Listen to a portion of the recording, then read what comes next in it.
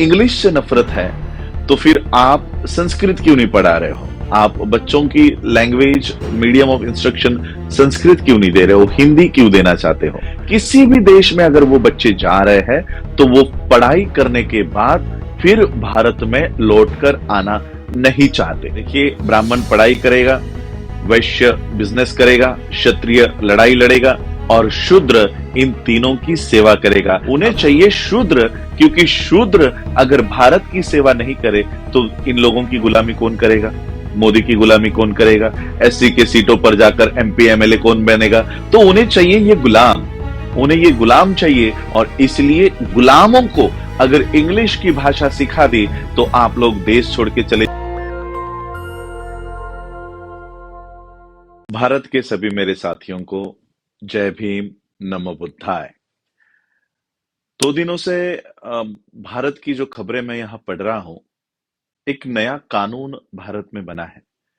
भारत का ये नया कानून हमारे बच्चों के लिए बहुत ही वेदनादायक है। और ये जो कानून बनाया गया है, वो कानून ये है कि भारत में सरकारी स्कूलों की जो शिक्षा होगी, एजुकेशन होगी, उसका instruction, language of instruction, medium of instruction, शिक्षा की जो भाषा होगी वो हिंदी होगी। और हिंदी के सारे किताबें जो है वो छापी है। कल हमने देखा है कि मेडिकल की, एमबीबीएस की जो सिलेबस है, जो किताबें हैं, वो हिंदी में छापी गई है।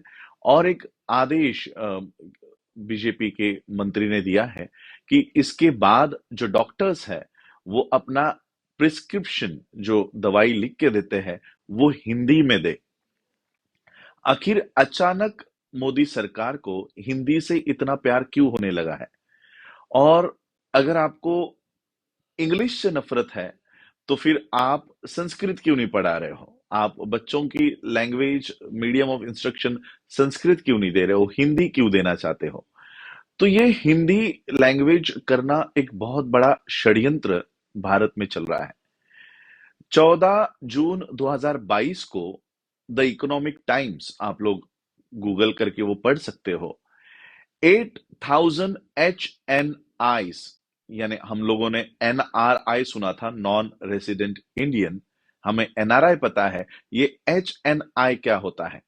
HNI का मतलब है, फुल फॉर्म है हाई नेटवर्थ इंडियंस। जो इंडिया के सबसे अमीर लोग हैं, जो भारत को चलाते हैं, उन्होंने भारत देश को छोड़ दिया है। और ये एक दो परिवार नहीं है, एक दो लोग नहीं है जिन्होंने भारत को छोड़ा है। ऐसे 8,000 लोग जो भारत के संपत्ति सबसे ज्यादा उन जिनके पास है, जो भारत की इकोनॉमी को चलाते हैं, उन्होंने भारत को छोड़ा है। क्योंकि भारत में जिस तरह से भारत की अधोगति हो रही है, जिस जिस तरह से भारत खाई में जा रहा है, इन्होंने पहले ही आंक लिया है और भारत का त्याग करके अब वो ऑस्ट्रेलिया, कनाडा, यूएक्स और यूके वहां पर बस गए।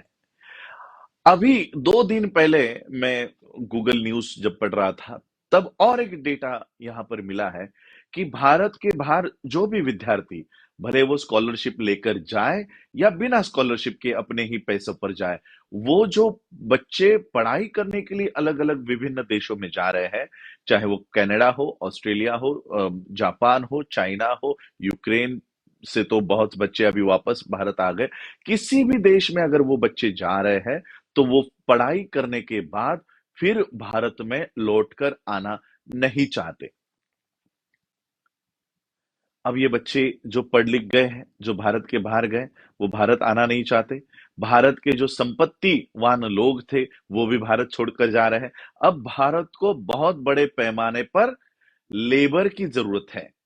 भारत में हमें मजदूरों की जरूरत है, हमें कारपेंटरों की जरूरत है, हमें मैकेनिकों की जरूरत है, हमें शूद्रों की जरूरत है।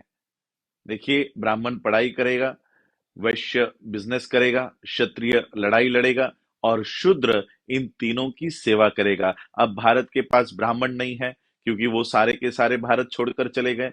भारत के पास वैश्य नहीं है क्योंकि वो सारे के सारे भारत के बाहर है। भारत के बाहर क्षत्रिय, मैं तो कहता हूं ब्राह्मणों ने क्षत्रियों का पहले ही खात्मा कर दिया था। परशुराम को हम आप लोग मनाते हो, तो फिर सोचिए परशुराम को क्यों मनाते हो? क्योंकि उसने सारे क्षत्रियों को मार डाला था। तो भारत में क्षत्रिय तो कोई है नहीं। जो लोग अपने आप को क्षत्रिय कहते हैं, वो लोग अपना डीएनए एक बार चेक करा ले, क्योंकि खुद ही परशुराम कहते हैं कि उन्होंने पेट में भी जो क्षत्रिय बच्चा था, उसको भी उन्होंने मार डाला था। तो क्षत्रिय भारत में तो कोई है नहीं। अब रहे शूद्र, उन्हें चाहिए शूद्र, क्योंकि शूद्र अगर भारत की सेवा नहीं करे तो इन लोगों की गुलामी कौन करेगा? मोदी की गुलामी कौन करेगा? एससी के सीटों पर जाकर एमपी एमएलए कौन बनेगा?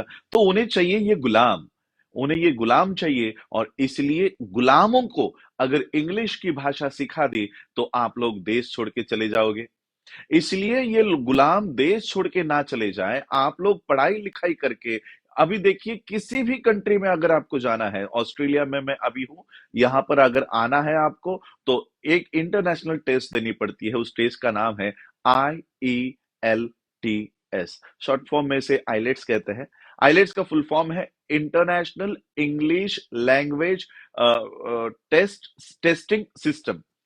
अब इस IELTS आइलेट्स को पास करने के लिए जो बच्चा कॉन्वेंट में पूरे जीवन भर पढ़ा है, पहली से लेकर ग्रेजुएशन तक, उसे भी आइलेट्स में पास होने के लिए क्लासेस लगानी पड़ती है। 3 महीने की 6 महीने की क्लास पूरी करने के बाद वो आइलेट्स में पास होता है, और तब जाकर वो अन्य विभिन्न देशों में जा सकता है। Without any language of English you cannot migrate any part of the world. बिना इंग्लिश जाने हुए, इंग्लिश भाषा भाषा का ज्ञान प्राप्त किए हुए आप किसी भी विश्व के देश में नहीं जा सकते। और इसलिए सबसे ज्यादा बाहर आने वाले लोगों की संख्या शेड्यूल कास्ट के बच्चों की आज मैं यहां देख रहा हूं। दो कम्युनिटीज बहुत बड़े पैमाने पर माइग्रेट कर रही है। एक पहली कम्युनिटी जो है पंजाब से। पंजाब का कोई भी बच्चा 18 साल का हो जाए, उसके सपने होते हैं मैं ऑस्ट्रेलिया जाऊंगा, कनाडा जाऊंगा, यूके जाऊंगा, यूएस जाऊंगा, ये उसके सपने होते हैं। दूसरे जो बहुत बड़े पैमाने पर आज माइग्रेट कर रहे हैं वो महाराष्ट्रियंस, महाराष्ट्र के, और वो भी बाबा साहब को फॉलो करने वाले बच्चे।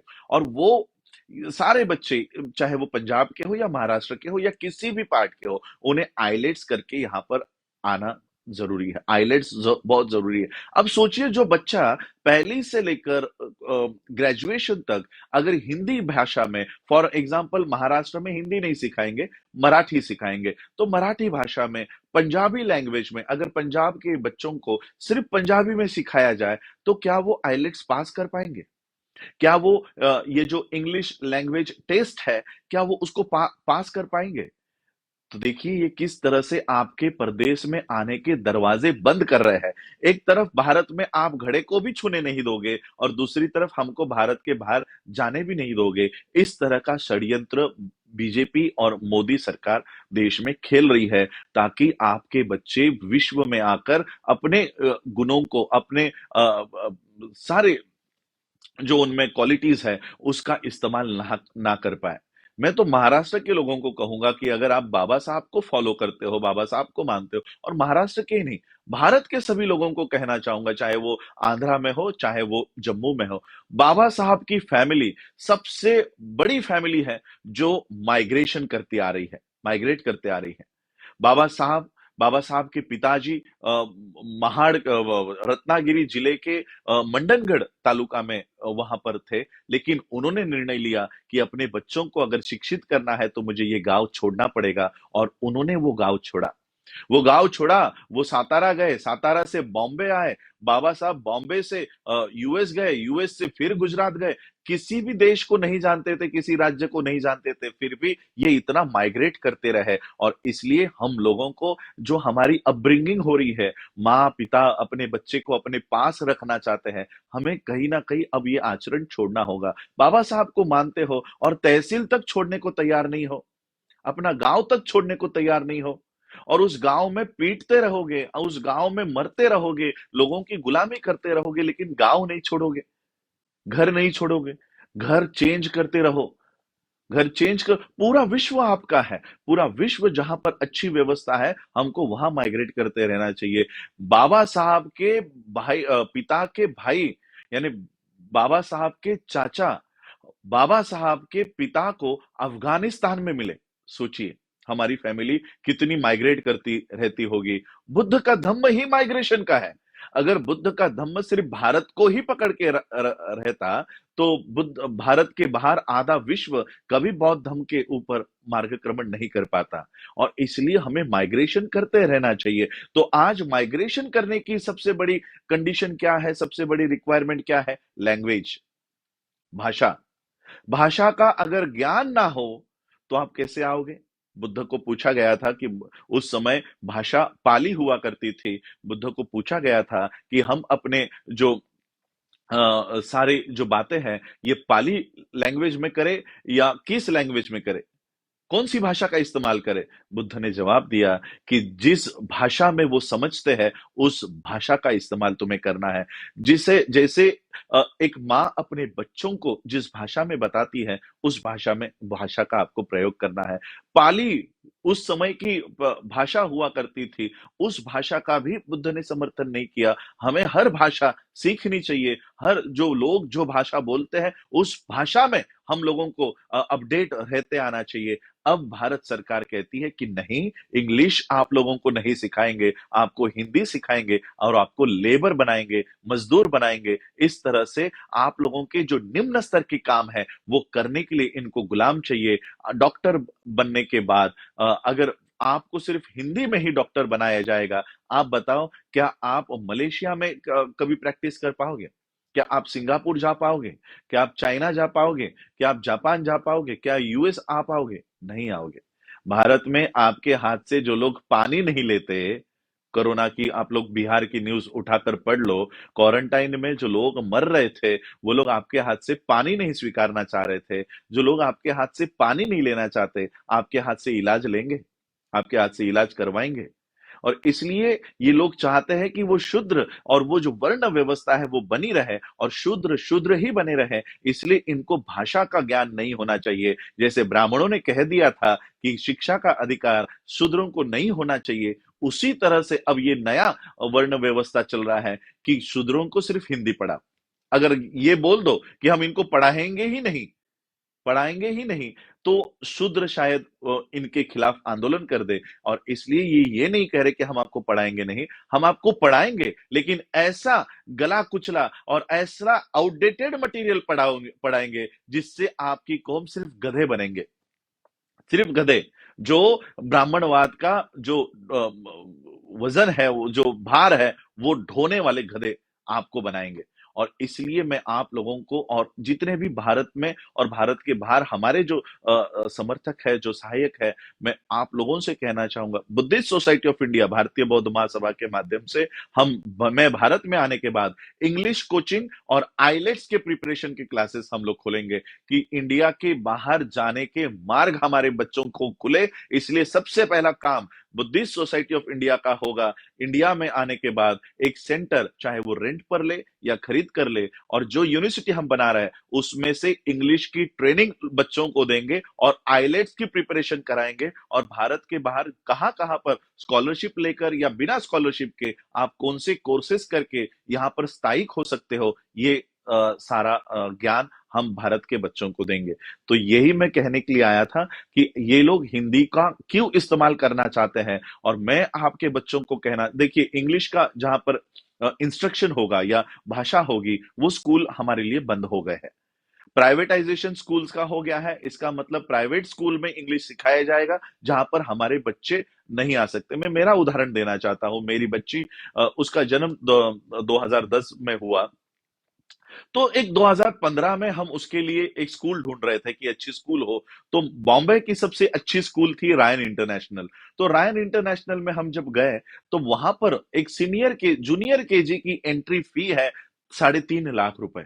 3.5 लाख रुपए जूनियर केजी का बच्चा सिर्फ मट्टी में खेलने वाला है, फिर भी उसके लिए 3.5 लाख रुपए है। तो हमने कहा ये हमारे बजट में नहीं है। फिर हम लोग दूसरे स्कूल में गए, पोदार करके बॉम्बे में एक बहुत बड़ी स्कूल ऑल ओवर इंडिया चलती है, उसकी फ्रेंचाइजी ऑल ओवर इंडिया है। आज भी जूनियर केजी की फी यहाँ पर 2 से 2.5 लाख रुपए है। हमको वो भी अफोर्डेबल नहीं थी, तो हमने किसी कॉन्वेंट अच्छे स्कूल में हमने अपने बच्ची का एडमिशन कर दिया ताकि वो इंग्लिश वहां पर सीखे। लेकिन अब पता चल रहा है कि इन बच्चों को भी इंग्लिश वहां पर नहीं सिखाया जाता। तो ये हमारे बच्चे जो प्राइवेट स्कूलों में जाएंगे उसकी फीस इतनी बड़ी कर रखी है कि हम अंबेडकर फैमिली भी अपने बच्चों को इन स्कूलों में नहीं पढ़ा सकती। सोचो सामान्य लोग अपने बच्चों को इन स्कूलों में पाएंगे कि नहीं। और इसलिए ये एजुकेशन के दरवाजे हमारे लिए बंद कर रहे हैं। इसलिए हमें वो दरवाजे खोलने चाहिए, हमें वो काम करना चाहिए। चाहे वो पंजाब के लोग हो या आंध्र के लोग हो या कर्नाटक के लोग हो, महाराष्ट्र के लोग हो। हम धम्म की बातें कर रहे हैं, धम्म का काम करते हैं, लेकिन धम्म का है मतलब ही एजुकेट होता है, एजुकेशन देना होता है। तो हमें ये प्राथमिक काम करना होगा। बुद्ध विहारों में से ये एजुकेशन का सिस्टम शुरू करवा दो। कॉम्पिटिटिव एग्जाम्स के लिए आईलेट्स की तैयारी, इंग्लिश की तैयारी, जो बच्चे हमारे पढ़ लिख गए हैं, ग्रेजुएट हो गए हैं, अच्छा नॉलेज जिनको है, वो दिन में एक एक घंटा 2 घंटे ये ऐसा आप लोग निकाल कर अपने बच्चों को, आने वाली पीढ़ी को ट्रेन करें। ये बहुत बड़ा षड्यंत्र भारत में चल रहा है। भाषा को ये हिंदी भाषा को कंपलसरी करके हम लोगों को भारत में दबा कर रखना चाहते हैं, भारत के बाहर आने नहीं देना चाहते। और इसलिए हम लोगों को इनका ये षड्यंत्र पहचान कर हम लोगों को उस तरह से मार्गक्रमण करना चाहिए। ये जानकारी मैं देने के लिए आप लोगों के लिए आया था कि बहुत बड़ा षड्यंत्र हम लोगों को वहां पर हम लोगों के लिए बनाया जा रहा है। इस षड्यंत्र का तोड़ अगर वो पॉलिसी बना रहे हैं तो हमें काउंटर पॉलिसी तैयार रखकर उस पर काम करना चाहिए। आप लोगों ने सुना, आज मुझे लगता है भारत में इस समय रात के 2:30 बजे होंगे, लेकिन ऑस्ट्रेलिया में यहाँ पर सुबह हो गई है, 9 बज गए हैं। तो मैं लाइव आ रहा हूँ, फिर भी बहुत सारे लोग लाइव सुन रहे हैं। तो आप लोगों को ये बात बताने के लिए मैं आ रहा हूँ। तो एक एक बीजेपी के हैं, कोई कमेंट कर रहे हैं कि बीजेपी तब इंग्लिश का होल्ड होल्ड और इंग्लिश का विरोधी कर रहे हैं। तो ऑब्वियसली ये बीजेपी आरएसएस, और मेरे पेज पर ज्यादा मेरे बहुजनों के कम लोग हैं, ये ब्राह्मण ज्यादा वॉच रखे हुए हैं। और इसलिए आरएसएस के सभी लोग, इसलिए मैंने लास्ट टाइम मैंने डिसाइड किया था कि मैं सोशल मीडिया का त्याग करने वाला हूँ, फेसबुक यूट्यूब पर अपने वीडियोस नहीं डालूंगा और अपनी खुद की एक वेबसाइट बनाकर उसको प्रॉपर लोगों को वेरीफाई करके ही उसको उसका मेंबर बनाएंगे। क्योंकि मेरे पेज पर घुसपैठ हो चुकी है, मेरे पेज पर सारे तिवारी त्रिपाठी वहां पर वॉच लगाए हुए हैं। मेरे पेज पे जो भी मैं डालता हूँ ये सारा उसका काउंटर पहले ही तैयार कर लेते हैं। और जैसे ब्रिस्बेन में मैं गया, मैंने ब्रिस्बेन की यहाँ पर जो पोस्ट डाली थी वो ये भारत से पार्लियामेंट्री कमेटी का हेड शेड्यूल कास्ट का, ये हमारे ब्रिस्बेन के साथी को फोन करके कहता है कि राजरत्न अंबेडकर को मत बुलाओ, वो भारत के अगेंस्ट बात करता है। ये देखिए मेरे पेज पर ये ब्राह्मणों के लोग वॉच करके रखे हुए हैं, और वो जहां जहां पर मैं जाता हूं उनको फोन करते हैं। कल परसों भी मैंने एक मेंबर ऑफ पार्लियामेंट की पोस्ट डाली, मुझे वो नाम उनका मिटाने मिटाने लगा, क्योंकि भारत के बाहर इनके जो कॉन्सुलेट्स यहाँ पर बैठे हैं वो कहीं उनको जाकर धमकियां ना देने लगे। तो मेरे पेज पर ये सारे ब्राह्मणवादी जो लोग हैं वो कमेंट करते रहते हैं। मुझे तो और अच्छा लगता है कि कब तक हम कमेंट करते रहे, कब तक हम आपकी प्रतिक्रिया करते रहे। आप हमारे बच्चों को मारोगे, आप हमारे मूछ रखने पर हत्या कर दोगे, आप हमको घोड़ी पर बैठने पर हत्या कर दोगे, और हम प्रतिक्रिया देते रहेंगे। अब हम क्रिया कर रहे हैं और आप प्रतिक्रिया दे रहे हो। मुझे बहुत अच्छा लगता है आपको प्रतिक्रिया देते हुए और देखते हुए कि आप लोग प्रतिक्रिया दे रहे हो। बहुत अच्छा हम लोग क्रिया करने का काम देश कर रहा है, और बहुत अच्छा आज काम हो रहा है। तो बहुत आप सभी लोगों को बधाई देता हूं कि बौद्ध धर्म के माध्यम से भारत में एक बहुत अच्छी पहल शुरू हो चुकी है। जो 22 प्रतिज्ञा हम लोग हॉल में दे रहे थे, छोटे छोटे कार्यक्रमों में दे रहे थे। मुरादाबाद में मुझे पता है 2015 की, आप लोग यूट्यूब चेक कर लो, आवाज इंडिया हो या बहुजन टीवी हो या नेशनल दस्तक हो, इन्होंने वो कार्यक्रम भी अपने पेज पर चलाया है, अपने चैनल पे चलाया है। उस समय एक 30,000 लोगों ने बौद्ध धर्म की दीक्षा मुरादाबाद में ली थी और 22 प्रतिज्ञा दोहराई थी। वो 22 प्रतिज्ञा कभी किसी ने नहीं दिखाई 2015 में। 2022 में आप हमारी 22 प्रतिज्ञा घरों घरों में दिखाई गई है, हमारी 22 प्रतिज्ञा वर्ल्ड में दिखाई गई है।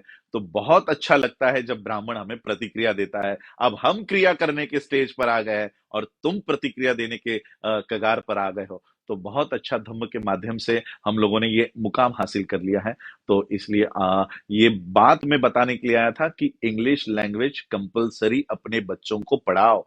और सिर्फ पढ़ाओ ही नहीं, हम मुझे पता है हमारे माता पिता अपने अपने रीजनल लैंग्वेज में अपने बच्चों से बात करते हैं, लेकिन घर में भी जो लोग पढ़ लिख गए वो अपने बच्चों को इंग्लिश की ट्रेनिंग दे, उन बच्चों से इंग्लिश में बातें करे। मैं भी मेरे बच्ची से इंग्लिश में बातें करता हूँ, बच्चों को इंग्लिश लैंग्वेज आनी चाहिए इसके लिए प्रेरित करता हूँ, क्योंकि मेरा खुद का क्वालिफिकेशन, मेरी खुद की एजुकेशन कॉन्वेंट स्कूल की है।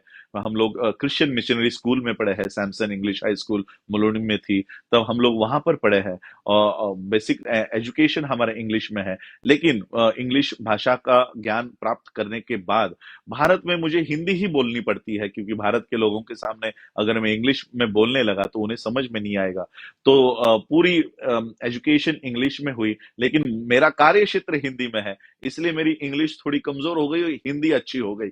पहले मेरी हिंदी कमजोर थी, इंग्लिश अच्छा था, अब उल्टा हो गया है। लेकिन फिर भी हमें हमारे बच्चों को इंग्लिश लैंग्वेज के लिए ट्रेन करना होगा, और सिर्फ इंग्लिश लैंग्वेज के लिए नहीं, आईलेट्स के लिए उनको तैयार करना होगा, क्योंकि हमारे बच्चे 3-3.5 लाख की कोचिंग एफोर्ड नहीं कर सकते। तो हम सभी लोग इंग्लिश भाषा का इस्तेमाल करें, इंग्लिश का बॉयकॉट नहीं करें। जिनको बॉयकॉट करना है, देखो ब्राह्मणों के बच्चे भारत में है ही नहीं, तो ऐसा मत, जो लोग कहते हैं हम भारत से ब्राह्मणों को भगाएंगे, अरे भारत में ब्राह्मण है कहाँ जो भगाओगे? वो सारे अगल बगल में भाग गए हैं पहले से ही। भारत को कुआं बनाकर, खाई बनाकर, खाई में ढकल कर वो चले गए हैं। भारत के सभी लोग भारत के बाहर हैं। अब मैं अमित शाह जी से गुजारिश करना चाहूंगा कि अमित शाह जी, आपके बेटे को अगर इंग्लिश नहीं आती है, इसका मतलब ये नहीं कि भारत के किसी भी लोगों को इंग्लिश नहीं आनी चाहिए। आपका बच्चा अगर इंग्लिश नहीं बोल सकता, तो बाकी बहुजनों के बच्चों को भी इंग्लिश नहीं पढ़ाना चाहिए। ये नीति अब बंद कर दो। बहुजनों के लोग अब जागरूक हो गए हैं। तो अमित शाह जी और जय शाह जी, मैं आपको कहूंगा, इंग्लिश नहीं आती तो कोचिंग करा लो और वहां से इंग्लिश कर लो, लेकिन हमारी इंग्लिश बंद मत करो। तो आप लोगों ने मुझे सुना, उसके लिए आप सभी लोगों का आभार व्यक्त करता हूं।